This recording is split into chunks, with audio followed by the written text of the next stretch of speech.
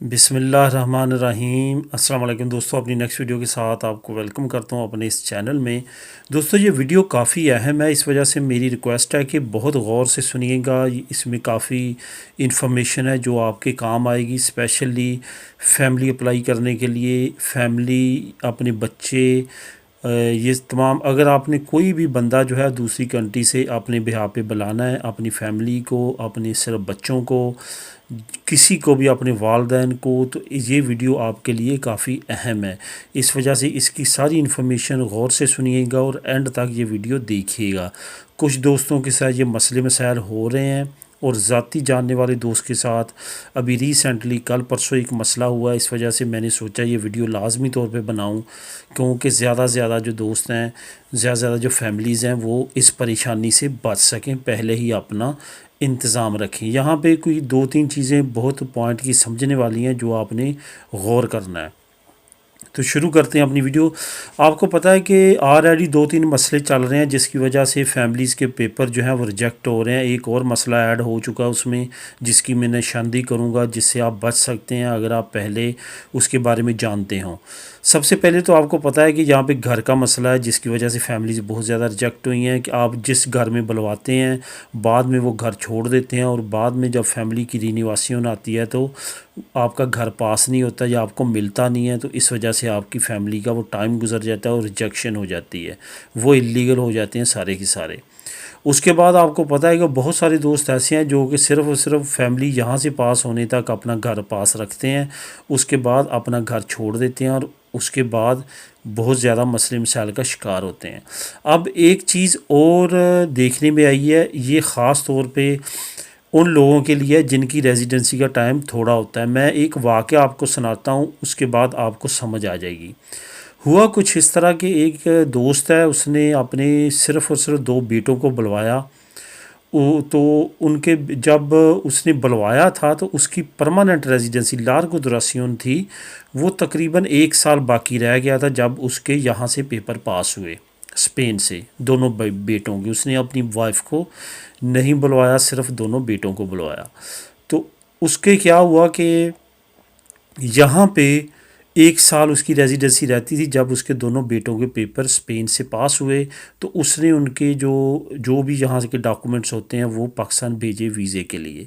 वहाँ से जब उनका वीज़ा लग के वापस आ गए यहाँ पे स्पेन में, तो उसकी जो यहाँ पे लार्गो दुरासियोन एक साल रहती थी, क्योंकि कोरोना की वजह से और मसले मसाइल की वजह से वो काफ़ी टाइम लग गया। पाकिस्तान में 1.5-2 साल उसके बेटों को लग गया वीज़ा लग के आने तक। तो उसको जो लार्गो दुरासियोन थी वो ख़त्म हो के उसने नई ले ली हुई थी।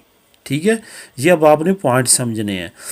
अब क्या हुआ कि अब उसने बड़ी मुश्किल से फिंगरों का टाइम लिया, मनरेसे का उसका टाइम मिला, तो मनरेसे वो कल की बात है कि वो मनरेसे गया अपने दोनों बेटों को साथ लेके फिंगर देने के लिए।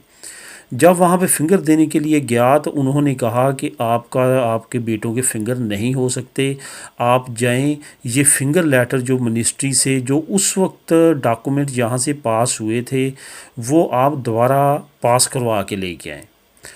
अब उसको समझ नहीं आ रही थी कि ये सब कुछ कैसे है, ये फिंगर क्यों नहीं मेरे लिए जा रहे और क्या वजूहात हैं। तो उन्होंने जब रबता किया तो सारा पता किया, सारी सोच समझ सारा करके जब एंड पे रिज़ल्ट क्या निकला, रिज़ल्ट ये है कि जब उसकी एक साल की परमानेंट लार्गो दुरासियों रहती थी तो उस वक्त जो फिंगर लेटर उसके अक्सरा खैरिया ने इशू किए थे उस पे उन फिंगरों के जो लेटर होते हैं उस पे तो नहीं लिखा होता कि इनकी एंड वाली रेजिडेंसी की डेट कौन सी है, लेकिन इनके सिस्टम में, इनके कंप्यूटर्स में डेट होती है उस वालद का कब एक्सपायर हो रहा था उसकी डेट थी कंप्यूटर्स पे, उनके सिस्टम पे, जिसमें नेशनल पुलिस का भी आ जाता है, जिसमें तमाम सरकारी ऑफिस के आ जाते हैं। स्पेशली मैं अक्सर खैरिया और नेशनल पुलिस की बात करूँगा।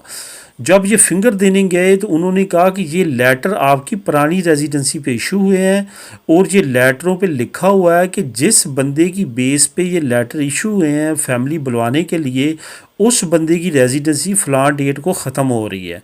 तो ये इन पेपर्स पे नहीं लिखी हुई एक्सपायरी डेट, लेकिन हमारे सिस्टम में मौजूद है कि ये एक्सपायरी डेट 1 साल सिर्फ रहती थी, वो गुज़र चुकी है।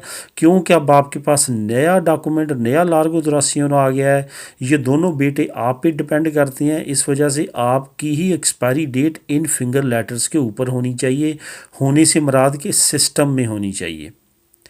फिर हमें सारी समझ आई। अब दोबारा से नया प्रोसेस जो है वो शुरू किया गया है, और उस प्रोसेस के तहत अब दोबारा से फिंगर लेटर इशू होंगे और तमाम प्रोसेस दोबारा होगा। फिर उनके फिंगर लेटर आएंगे और फिर वो फिंगर दे सकेंगे। इस सारी सिचुएशन को मेरा ख़्याल है जिस तरह से मैंने बयान करने की कोशिश की है ईजीएस्ट वे में, तो उम्मीद है आपको समझ आ चुकी होगी। सिर्फ़ और सिर्फ बताने का मकसद यही है कि जब आप फैमिली अप्लाई करते हैं, अगर इस परेशानी से बचना चाहते हैं तो फिर आप इतना गैप रखें कि वो आके यहाँ पे ये प्रोसेस आपको दोबारा ना करना पड़े। अब उनका अगर यही रेजिडेंसी का 1 साल के बजाय 2 साल रहते होते या 3 साल रहते होते तो ये प्रॉब्लम नहीं बननी थी। या वो 1 साल वेट कर लेते, नई रेजिडेंसी लेके उस पे करते तो फिर भी नहीं होना था। अगर अब ये हो चुका है तो अब उनको अब भी इतना मसला नहीं है, लेकिन ये है कि अब नए सिरे से तमाम प्रोसेस करना पड़ेगा। अगर नए सिरे से उन्होंने घर की डिमांड भी कर ली और सारा प्रोसेस, वैसे ये नहीं होने लगा, सिर्फ़ और सिर्फ इस तरह एरिया में नया लेटर इशू होगा।